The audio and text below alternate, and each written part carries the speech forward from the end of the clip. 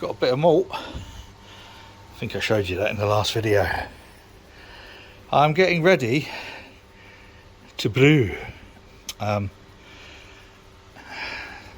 First off, giving everything a thorough clean. Again, I know it's just been cleaned, but it's been stood for a couple of weeks now, 3 weeks, something like that. So I'm going to give it a clean again, even though, you know, there's dust guards in the top and stuff like that. So I'm going to give everything a good flush through, especially the plate chiller. And if I mentioned this before, it's actually got drops on the floor, and that's why that's a little bit. But if it's on its end, which is really what a plate chiller should be, you kind of like call that brewer's droop, unless you put it on the other end. Never mind. Yeah, so caustic, flush, then I don't have Persid, so I'm just going to use some Star San. And I mean, why am I brewing for a start when I've got about 30 kegs, probably more, full of beers and ciders. More than that, 36, I think, maybe 38, because I've got 42 kegs in all. I need to ask Johnny at Brew Keg Tap, he will know. I'm brewing mainly to get my head in the right place. I had a meltdown the other day, real fuck off meltdown. Excuse my swearing. I said I wasn't going to fucking swear this time anyway, bollocks to that. Because of the enormity of all the various different things that I've got going on, and me giving myself a guilt trip over dropping the support groups for at least the first part of this year, and the things I've got on are turning this back into a club, obviously, but before I can do that I need to move the brewery out to where the truck is at the moment, so the truck's got to be sold, and I don't want to just knock the price down to sell it because I don't want it going to some twat. If it was the right couple, you know, a young couple or whatever, who are going to enjoy it, then yeah, I'd knock the price right down for them, but you know, you never know, do you? But my meltdown came on Big Boat, Olin Water. And it's just getting the shower room sorted, because none of the walls was fucking square, and it's because of a bowed piece of plywood, and we've resolved it, we have overcome it, but at the time I just thought, I've had enough, I don't want this, I'm fucking sick of this, I've had enough.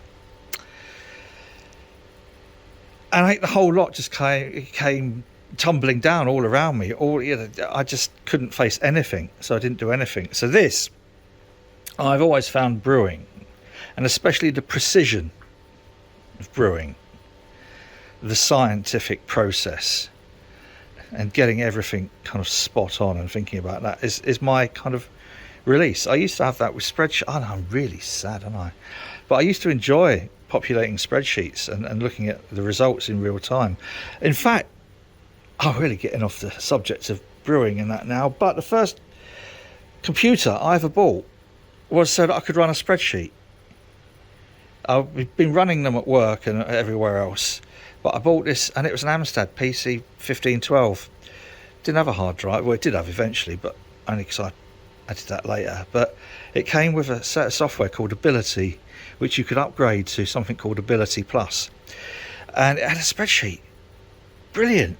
And I've so enjoyed that. And then, of course, a couple of years later, I upgraded to Microsoft Windows, and had the Microsoft interpretation of a spreadsheet, which was all right, had its limitations. Anyway, you don't want to know all that. I used to enjoy buggering about with spreadsheets and writing code as well, and debugging code. So this is now my kind of, this is where I get my headspace. And so not today, today's the cleany bit. I've just filled this with reverse osmosis.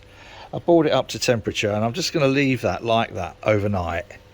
And then first thing tomorrow, I'm going to soak and clean a kilo of rice, and then cook it, and then chuck it in here with 3 kilograms of Bohemian Pilsner malt and probably about 150 grams ish, what's that, about 5%, something like that, I'm not sure, sounds about right, who knows, of Cara Pils,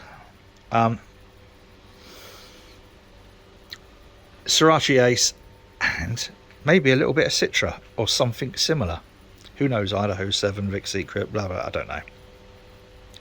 And I'm also going to dry hop it, so we'll see where that goes, but that's all to come. At the moment, this is getting ready. Someone sent me a Facebooky message after the last video saying, what's that? Is it a glass washer? And I said yes, and they said, what's on top of it? And it's actually, I have to fess up, it's a glass dryer.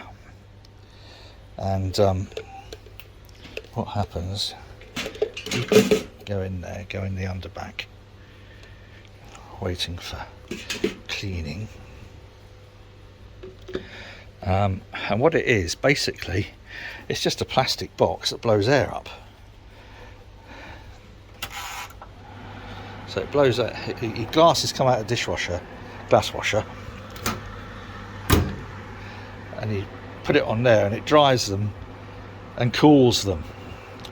Make it so when you pour a pint, it has better head retention, and you're not putting it in a warm wet glass. Why did I do that, and why did I get this?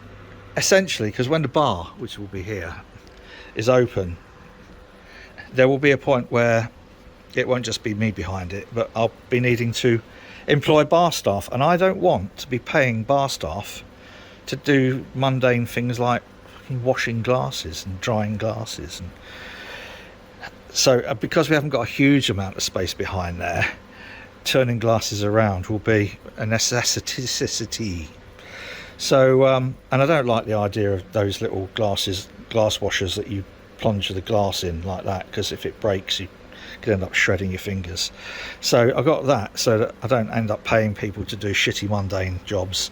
I want people who are going to engage with the members or customers, or if we've got to do guests, and make their experience here more pleasant, rather than someone just sort of like washing bloody glasses. Sod that. So anyway, so that's why I bought all that, and I got a deal on it. They're usually about 600 quid, and that was just a tad under 300. Over time it will earn its keep, but it was an investment really in the people rather than the machines itself. So yeah, so tomorrow will be getting my head together doing a rice lager. Yep, gonna try and get it around about 3.84, maybe 4.2%. Not as low as the Lawless lager, which I think came out at 3.8. So yeah, join me tomorrow. It won't be tomorrow. By the time I do the video, it's going to be Friday. This is just a taster. This is just to bait you. Did you take the bait? I'm the master. Never mind. Never mind. Until next time, when we're ready to go, you take care now. Cheers.